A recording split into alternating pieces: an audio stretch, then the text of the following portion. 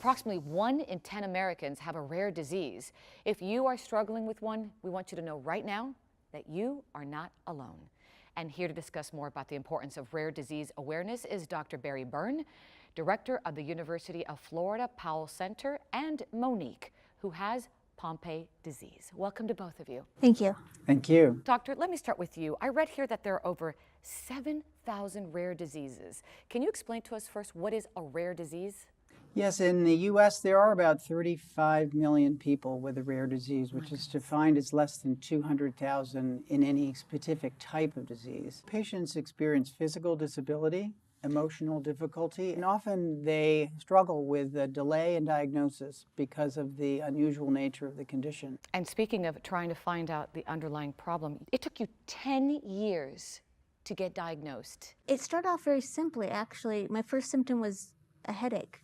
I woke up and I just had headaches that wouldn't go away. Okay. So that just sent me to the doctors, looking for everything from brain tumors to allergies. And I spent several months seeing different doctors trying to find the source of these mystery headaches. And finally at one doctor's appointment, I went to get up to leave after we had met. And he's like, no, wait, sit back down and do that again. I'm like, do what? He's like, get up from the chair, but don't use the armrests. You couldn't. I couldn't get up.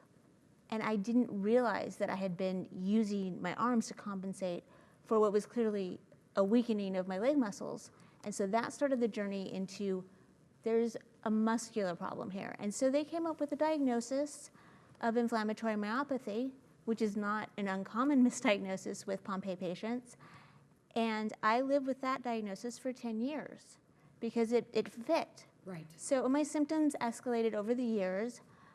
From having trouble climbing stairs, getting up from chairs, getting up from the floor. It wasn't until it got really, really bad and I started having trouble breathing. And then I fell because of the weak muscles, which sent me down a new diagnostic path. And I saw a wonderful doctor who said, no, you do not have this inflammatory myopathy. We spent another year seeing doctor after doctor in different locations, trying to come up with a definitive diagnosis. When were you finally diagnosed? I was finally diagnosed with Pompe disease in January of 2010. Doctor, explain to us what is Pompe disease. Pompe disease is an inherited neuromuscular disease that affects the muscle and the nerves that control muscle function.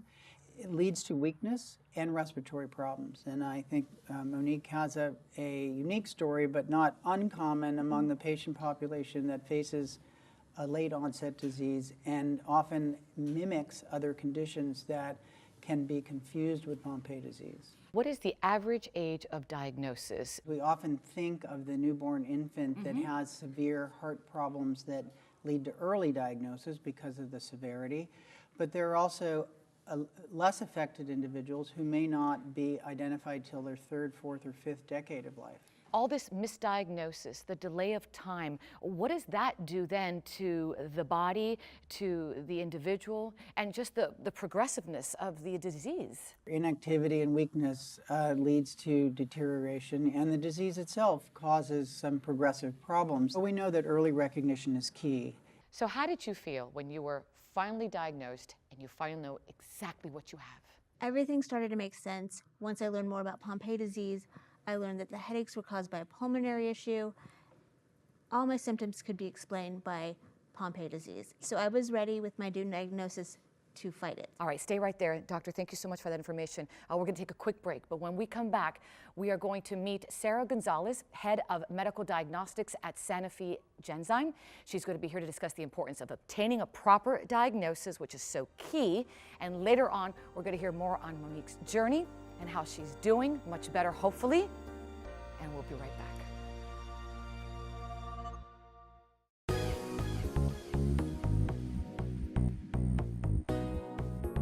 Welcome back, everyone. We've been talking to Dr. Byrne, a clinician scientist whose research is focused on Pompe disease, and Monique, who has been living with Pompe disease for over a decade. We're now being joined by Sarah Gonzalez, Head of Medical Diagnostics at Sanofi Genzyme. Welcome, Sarah. Thank you for having me. Thanks for being here. Let's talk about your role at Sanofi Genzyme. I work within the Rare Disease Division at Sanofi Genzyme, and my role in medical diagnostics is primarily focused on finding innovative solutions to help shorten the diagnostic odyssey for the rare disease patients that we serve, including Pompe disease. And genetic testing, and correct me if I'm wrong, it plays really a huge role in diagnostics, doesn't it? It does. It plays a crucial role, actually, in helping to rule in or out any inherited condition. A genetic test is a simple medical test that looks for changes in chromosomes, genes, or proteins. The AANEM, in speaking about Pompe disease, now recommends genetic testing for any suspected neuromuscular disorder, and that's for a variety of reasons. With advancements in technology, genetic testing is now more widely available, which has also helped to drive down the cost. It can help with disease management, with family planning. It can also help patients get enrolled into registries or different clinical trials as well. That's fantastic. How many genetic tests are there? There are several. We've been talking about diagnostic testing when it comes to diagnosing Pompe disease. There's also carrier screening, newborn screening, and prenatal testing. To specifically diagnose Pompe disease, however, there's also multiple options there as well. Typically, providers will order an enzyme test followed by molecular sequencing if needed. And Dr. Byrne, what role do physicians play in genetic tests?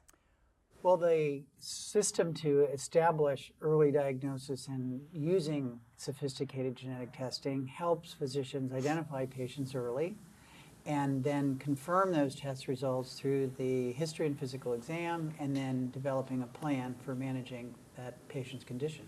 I want to bring you in, Monique. What advice would you have for anyone out there who may be on this long journey or may have finally gotten a diagnosis today after going through maybe what you did? If they're still on the journey to diagnosis, just never give up, no matter how hard it gets. Ask questions. Don't be afraid to get a second opinion, and you have to be your own advocate. Absolutely. Any takeaways here, Sarah, that you'd like to share with our viewers? Absolutely. Genetic testing is really not that complicated. Ask your healthcare provider, and they'll be able to guide you in the right direction. I do want to end with you, Monique. What does the future look like for Monique?